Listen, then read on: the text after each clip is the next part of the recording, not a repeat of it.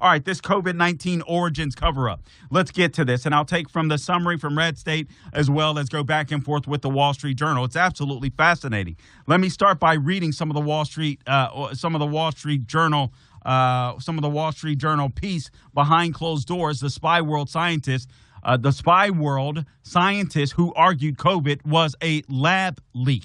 All right, and it starts out this way. A car and driver had been ready to whisk Jason Bannon from FBI headquarters early one morning in August of 2021 to brief the White House on a novel virus that was killing hundreds of thousands of Americans and had stopped the world in its tracks. 1.2 million Americans died from the Chinese virus.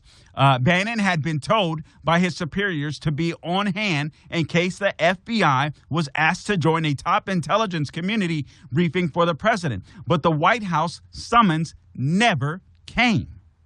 Bannon, a PhD in microbiology, had joined the Bureau after 9/11 in New York and Washington when the agency bulked up its expertise to deal with the threat of germ weapons, toxins, and other weapons of mass destruction. But for more than a year, he had spent most of his waking hours on the COVID-19 virus that had seeped out of China in 2019.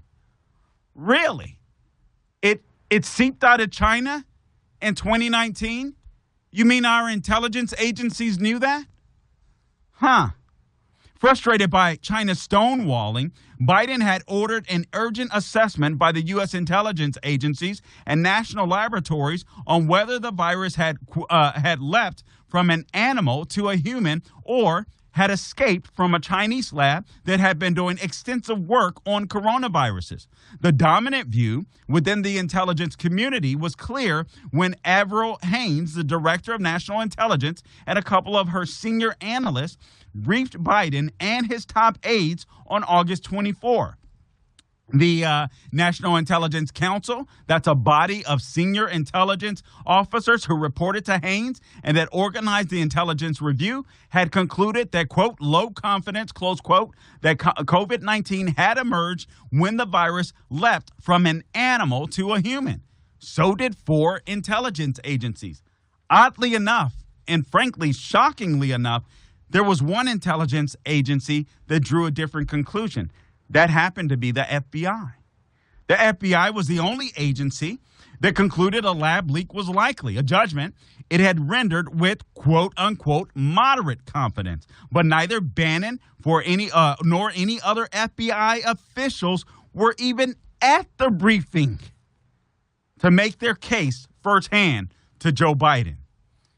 Bannon says this: being the only agency that assessed that a laboratory origin was more likely and the agency that expressed the highest level of confidence in its analysis of the source of the pandemic, we anticipated the FBI would be asked to attend the briefing. He says, I find it surprising that the White House didn't ask. Now, I'm going to read between the lines, too. Actually, not between the lines. I'm going to say something that just popped into my head. You guys understand that the FBI used to be a law enforcement agency. They're kind of new to the counterintelligence game. Guys, if the FBI was able to figure out that this was a lab leak, and you're talking about our DNI, Avril Haines, CIA, these agencies weren't able to figure it out? I mean, that's what they do. To me, that's just as scary. The FBI should have been the one that was wrong. A spokesman for the DNI office said that it wasn't standard practice to invite representatives from individual agencies to briefings for the president. It's not standard practice. Who cares? 1.2 million Americans died. No big deal. What gives?